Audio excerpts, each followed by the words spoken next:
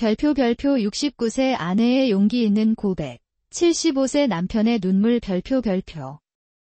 서울 한복판의 작은 한옥에서 김정호는 아침 햇살을 받으며 마당에 앉아 있었다. 75세의 그는 여전히 곧은 어깨를 가지고 있었지만 세월의 무게가 그의 눈가에 깊은 주름을 새겨놓았다. 옆집에서 들려오는 젊은 부부의 웃음소리가 그의 마음을 아프게 했다. 50년 동안 함께 살아온 아내 수연과의 사이에는 언제부터인가 침묵만이 흐르고 있었다. 수연은 부엌에서 아침을 준비하며 남편의 뒷모습을 바라보았다. 69세의 그녀는 여전히 아름다웠지만 마음 한구석에는 말하지 못한 비밀이 자리 잡고 있었다. 그것은 40년 전 그들의 결혼 10년 차에 일어난 일이었다. 당시 그녀는 남편의 친구였던 박민수와 깊은 감정에 빠져 있었다. 민수는 화가였고 수연의 마음을 이해해주는 유일한 사람이었다. 정우는 사업에만 몰두했고 수연의 내면을 들여다보려 하지 않았다. 그해 가을, 민수는 수연에게 함께 떠나자고 제안했다. 수연은 밤새도록 고민했다.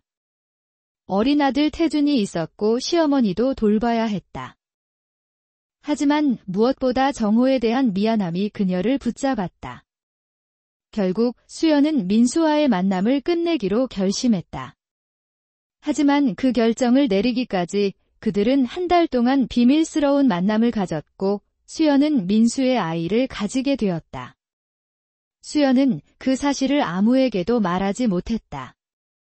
임신 2달째, 그녀는 조용히 병원을 찾아가 아이를 지웠다. 그 일 이후 민수는 미국으로 떠났고 수연은 평생 그 비밀을 가슴에 묻고 살았다. 정우는 그 시기 수연이 많이 아팠던 것만 기억할 뿐 진실을 알지 못했다. 시간이 흘러 태준은 성장했고 결혼해서 캐나다로 이민을 갔다. 수연과 정우는 둘만 남게 되었다. 정우는 은퇴 후 집에만 있으면서 점점 말수가 줄어들었다. 수연 역시 과거의 죄책감 때문에 남편과 마음을 터놓고 이야기하기 어려웠다. 그들 사이의 거리는 점점 멀어져만 갔다. 어느 날 아침, 수연은 우편함에서 낡은 편지 한 통을 발견했다. 발신인은 박민수였다. 40년 만에 받는 그의 편지였다. 편지에는 그가 미국에서 홀로 살고 있으며 얼마 전 암 진단을 받았다는 내용이 적혀 있었다. 그리고 죽기 전에 수연을 한번 보고 싶다는 간절한 마음이 담겨 있었다. 수연의 손은 떨렸다. 40년 동안 잊으려 했던 기억들이 물밀듯 밀려왔다. 민수의 따뜻한 눈빛, 그의 손길, 그리고 함께 보낸 짧지만 아름다웠던 시간들. 수연은 편지를 가슴에 품고 오랫동안 울었다. 그날 저녁, 정호는 평소와 다른 수연의 모습을 눈치챘다. 수연은 밥을 먹으면서도 계속 멍하니 어딘가를 바라보고 있었다. 정호는 무엇인가 물어보려 했지만 말이 나오지 않았다. 50년을 함께 살았지만 그들은 서로의 마음을 묻는 법을 잊어버린 것 같았다. 며칠 후, 수연은 또 다른 편지를 받았다. 이번에는 민수의 딸 지영이 보낸 것이었다. 편지에는 아버지가 위독하다는 소식과 함께 아버지가 평생 수연을 그리워했다는 내용이 적혀 있었다. 지영은 아버지의 마지막 소원을 들어달라고 간청했다. 수연은 더 이상 견딜 수 없었다. 그녀는 결심했다. 40년 동안 가슴에 묻어둔 비밀을 정호에게 털어놓기로 한 것이다. 그것이 그들의 결혼을 끝낼 수도 있다는 것을 알았지만 더 이상 거짓으로 살 수는 없었다. 어느 가을 저녁, 수연은 정호에게 차를 끓여주며 조심스럽게 입을 열었다. 여보, 당신에게 할 말이 있어요. 정호는 신문에서 눈을 떼고 아내를 바라보았다. 수연의 목소리에는 평소와 다른 떨림이 있었다. 40년 전 일인데요. 수연은 말을 시작했지만 목이 메어 계속하기 어려웠다. 정호는 찻잔을 내려놓고 아내의 손을 잡았다. 천천히 말해요. 수연은 눈물을 흘리며 모든 것을 털어놓았다. 민수와의 만남, 그에 대한 감정, 그리고 임신과 낙태까지. 정호는 아무 말 없이 아내의 이야기를 들었다. 그의 얼굴에는 놀람과 상처, 그리고 알 수 없는 감정들이 교차했다. 그래서 지금 그 사람이 죽어간다고 해서 만나러 가고 싶다는 거군요. 정호의 목소리는 차분했지만 그 안에는 깊은 상처가 담겨 있었다. 수연은 고개를 끄덕였다. 미안해요. 정말 미안해요. 하지만 이것이 제 마지막 소원이에요. 그날 밤 정호는 잠을 이루지 못했다. 50년 동안 믿어왔던 모든 것이 무너지는 기분이었다. 하지만 동시에 수연이 왜 그토록 우울해했는지, 왜 자신과 거리를 두려 했는지 이해할 수 있었다. 그는 젊은 시절 사업에만 몰두하며 아내의 마음을 제대로 살피지 못했던 자신을 돌아보았다. 다음 날 아침, 정호는 수연에게 말했다. 가세요. 그 사람을 만나러 가세요. 수연은 믿을 수 없다는 표정으로 남편을 바라보았다. 정말요? 네, 하지만 조건이 있어요. 나도 함께 가겠어요. 수연은 놀랐다. 왜요? 당신이 40년 동안 혼자 짊어지고 살았던 짐을 이제는 함께 나누고 싶어요. 그리고 그 사람에게도 할 말이 있어요. 일주일 후, 그들은 인천공항에서 라행 비행기에 몸을 맡겼다.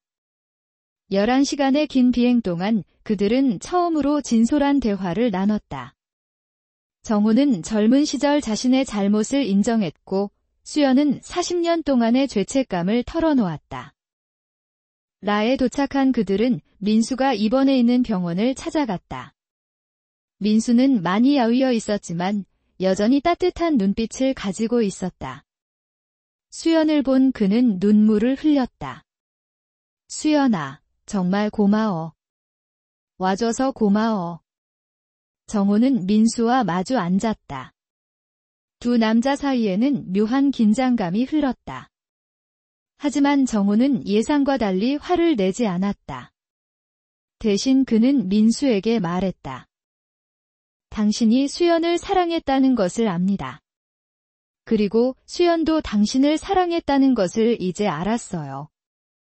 하지만 수연은 가족을 선택했고 당신도 그것을 받아들였죠. 민수는 고개를 끄덕였다. 미안합니다. 정말 미안합니다. 정호는 그의 손을 잡았다. 이제 다 지난 일입니다. 우리 모두 늙었고 죽음을 앞두고 있어요. 미움보다는 용서를 선택하고 싶습니다. 그들은 3일 동안 라에 머물렀다. 민수는 수연과 정호에게 자신의 작품들을 보여주었다. 그 중에는 40년 전 수연을 그린 그림도 있었다. 수연은 그 그림을 보며 눈물을 흘렸다. 그 속의 자신은 너무나 젊고 아름다웠다. 마지막 날 밤, 민수는 수연에게 말했다. 나는 평생 당신을 사랑했어요. 하지만 당신이 정호를 선택한 것은 옳은 일이었어요. 그는 당신을 정말 사랑하는 사람이에요. 수연은 고개를 끄덕였다. 나도 당신을 사랑했어요. 하지만 이제는 정호와 함께 남은 인생을 살고 싶어요. 한국으로 돌아오는 비행기 안에서 정호는 수연의 손을 잡았다. 고마워요. 솔직하게 말해줘서 수연은 남편의 손을 꼭 잡았다. 미안해요. 그리고 고마워요. 용서해줘서. 집에 도착한 그들은 새로운 시작을 다짐했다. 정호는 수연과 함께 요리를 배우기 시작했고 수연은 정호와 함께 산책을 다니기 시작했다. 그들은 50년 만에 처음으로 서로의 마음을 진정으로 이해하게 되었다. 한 달 후, 그들은 민수의 부고를 받았다. 그는 평화롭게 세상을 떠났다고 했다. 수연은 며칠 동안 울었고 정호는 그런 아내를 묵묵히 위로해 주었다. 민수의 딸 지영이 한국을 방문했다. 그녀는 아버지의 유언에 따라 수연에게 그림 한 점을 전해주었다. 그것은 40년 전 수연을 그린 그 그림이었다. 그림 뒷면에는 민수의 마지막 메시지가 적혀 있었다. 수연아, 행복하게 살아. 그리고 정호를 잘 부탁해. 수연과 정호는 그 그림을 거실에 걸어두었다. 그것은 그들에게 과거의 상처가 아니라 용서와 화해의 상징이 되었다. 정호는 더 이상 그 그림을 보며 질투하지 않았고 수연은 더 이상 죄책감을 느끼지 않았다. 겨울이 지나고 봄이 왔다. 수연과 정호는 함께 마당에 꽃을 심었다. 그들의 손은 주름져 있었지만 서로를 잡은 손에는 따뜻함이 있었다. 정호는 수연에게 말했다. 우리에게 남은 시간이 얼마나 될지 모르지만 그 시간을 소중히 보내고 싶어요. 수연은 미소를 지으며 대답했다. 네, 이제 우리는 진짜 부부가 된 것 같아요. 그들은 서로를 바라보며 웃었다. 75세와 69세, 늦은 나이에 찾은 진정한 사랑이었다. 그해 여름, 캐나다에 살고 있던 아들 태준이 가족과 함께 한국을 방문했다. 태준은 부모님의 달라진 모습에 놀랐다. 예전에는 서로 말수가 적었던 부모님이 이제는 서로를 바라보며 미소 짓고 있었다. 손자들도 할아버지 할머니의 다정한 모습을 보며 기뻐했다. 어느 날 저녁, 태준은 부모님에게 물었다. 어머니, 아버지, 무슨 일이 있으셨나요? 예전과 너무 달라 보이세요. 수연과 정호는 서로를 바라보며 미소를 지었다. 아들아. 우리는 이제야 서로를 진정으로 알게 되었단다. 정호가 대답했다. 태준이 캐나다로 돌아간 후 수연과 정호는 더욱 가까워졌다. 그들은 함께 여행을 다니기 시작했다. 제주도, 부산, 경주 등 젊은 시절 바쁘다는 핑계로 가지 못했던 곳들을 함께 다녔다. 각 여행지에서 그들은 새로운 추억을 만들었다. 제주도에서 그들은 해변을 걸으며 손을 잡았다. 정호는 수연에게 말했다. 50년 전에 신혼여행으로 왔을 때는 제대로 구경도 못했는데 이제야 당신과 함께 바다를 보네요. 수연은 남편의 어깨에 기대며 대답했다. 늦었지만 지금이라도 함께 할 수 있어서 행복해요. 부산에서 그들은 자갈치 시장을 구경하고 함께 회를 먹었다. 정호는 평생 회를 좋아하지 않았지만 수연이 좋아한다는 이유로 함께 먹었다. 수연은 남편의 그런 모습이 고마웠다. 당신이 이렇게 배려심이 많은 사람인 줄 몰랐어요. 나도 몰랐어요. 당신 덕분에 알게 되었어요.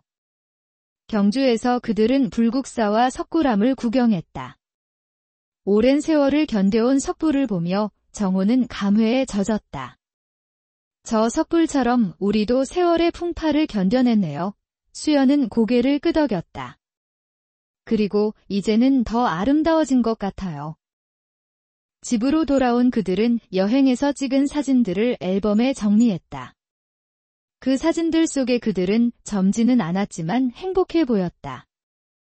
정호는 수연에게 말했다. 우리 사진을 보니 정말 행복해 보여요. 그래요. 나도 그렇게 느껴져요.